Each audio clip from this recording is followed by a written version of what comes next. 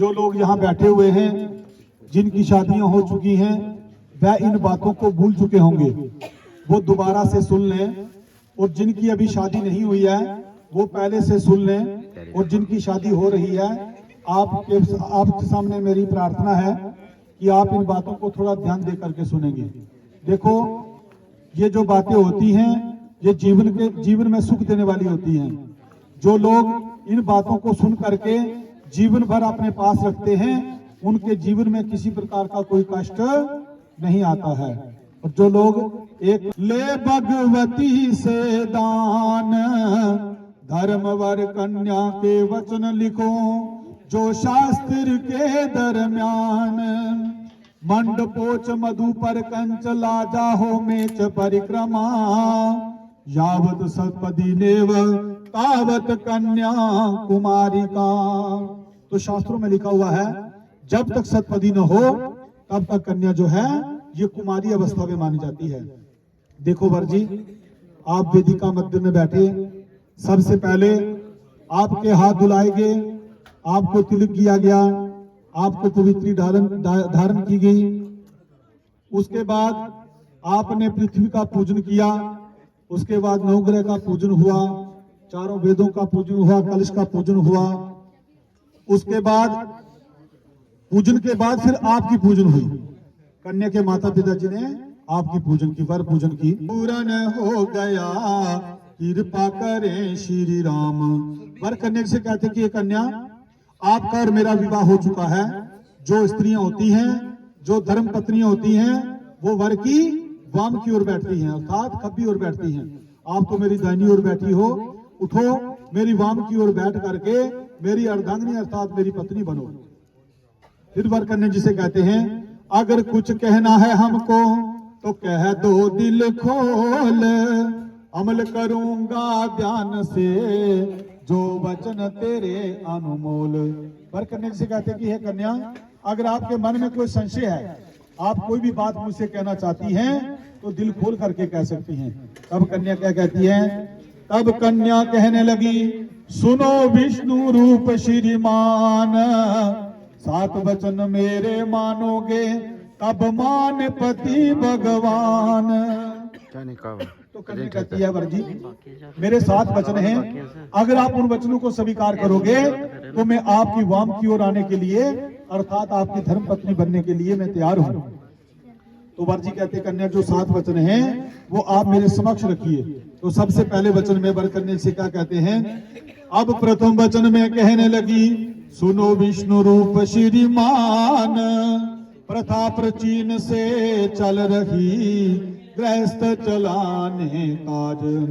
कन्या कहती है, वर जी देखो, आप ऐसा नहीं समझना कि हमारा जो विवाह हो रहा है वो नए तरीके से हो रहा है।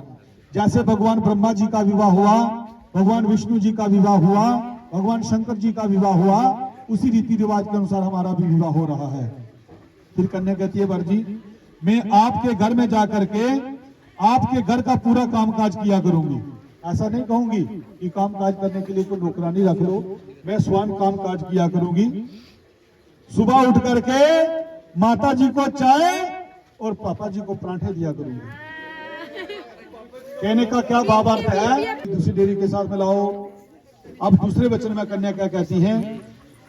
अब द्वितीय वचन में ये कहने लगी, अब द्वितीय वचन में ये कहूं रखना मेरा मान, जो वस्तु धन लाओगे वह देनी पड़ेगी आन, बिना कारण घूमना अब करना पड़ेगा बंद, मद्यपान अनुचित खर्च का अब त्यागोगे आनंद।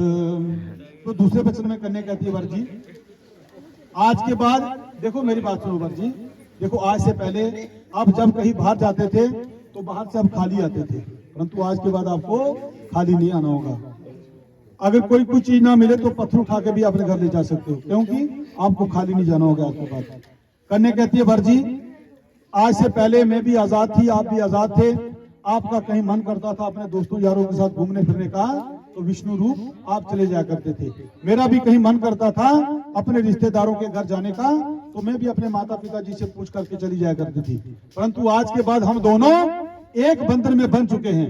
आज के बाद आप बिना बुलाए किसी के घर जाकर के भोजन ग्रहण नहीं करेंगे, आप बिना बुलाए किसी के घर जाकर के रात्रि को शयन नहीं करेंगे, और जो भी रूखा सूखा होगा वो अपने ही घर में आकर के आपको ग्रहण करना होगा। देखो इस समय लड़कियों के ऊपर पंडित जी एक पाबंदी लगाते हैं क्या, कि जब तक पति देवता भोजन ना करें तब तक पत्नियों को भोजन नहीं करना चाहिए। इसलिए कन्या कहती है वर जी ऐसा ना हो कि मैं आपका घर में इंतजार कर रही हूँ कि मेरे पति देवता आएंगे तो दोनों बैठ करके हम भोजन करेंगे, तो आप कहीं बाहर से खा करके आ जाओ विष्णु रूप, आपको ऐसा नहीं करना होगा। देखो शास्त्रों में लिखा हुआ है स्त्री दो प्रकार की होती है। कितने प्रकार की? एक स्त्री जो होती है जो प्रेस होती है, जिसे हम कपड़ा प्रेस करते हैं, उसको भी स्त्री बोलते हैं। एक स्त्री जो होती है जो धर्म पत्नी होती है, उसको भी स्त्री बोलते हैं। एक स्त्री जो होती है वो कपड़ा प्रेस करती है, और एक स्त्री जो होती है वो बंदा प्रेस करती है ना बंदा प्रेस। कई बार लोग कहने मुंडा ब्याह करने तो बाद बदली है जी, वो बदलो नहीं बेचारा प्रेस हो जाना। तो प्रेस होने का क्या मतलब है ये भी सुनो। देखो जब आप अपने घर में जाओगे, कोई भी नया कार्य शुरू करोगे, तो सबसे पहले किसकी आज्ञा लोगे? अपनी दादी दादी की, उसके बाद अपने माता पिता जी की, उसके बाद लक्ष्मी जी की। देखो जिस घर में पत्नियों का आदर मान होता है वो घर लक्ष्मी रूप है, वो घर स्वर्ग है। और जिस घर में पत्नियों की निरादरी होती है, जिस घर में पत्नियों को देख करके उनको गाली गलौज किया जाता है, वो घर नर्क के समान होता है। इसलिए अगर आपने घर को चलाना हो, अपने आप को आगे बढ़ाना हो, तो अपनी धर्म पत्नी को लक्ष्मी के रूप में समझो। ठीक है जी। से आपके अंदर कोई भी बुराई है, मैं ये कहूं सुन लो दारे कार कान, कि आज के बाद जो भी पराई स्त्री होगी, जो माता जी के समान होगी उसको माता जी समझना होगा, और जो बहन के समान होगी उसको बहन समझना होगा। कहती है अब चतुर्थ वचन में है मेरी नम्र विनय पुकार, त्यागोगे क्रोध आलस को और दुष्ट जनों से प्यार, कटु वचन ना बोलना है ये भयंकर तीर, कहने में तो छोटे लगे पर गाव करें गंभीर। तो चौथे वचन में कन्या दोनों हाथ जोड़ करके आपसे प्रार्थना करती है वर जी, आप अपने घर में जाकर के कभी भी क्रोध नहीं करेंगे, आलस नहीं करेंगे। जो लोग बुराई की तरफ जाते हैं, पांचवें वचन में सुननी होगी मेरी ये फरियाद, अब पांचवें वचन में सुनने करना ना विवाद कला। अब छठे पाद में कन्या क्या कहती हैं?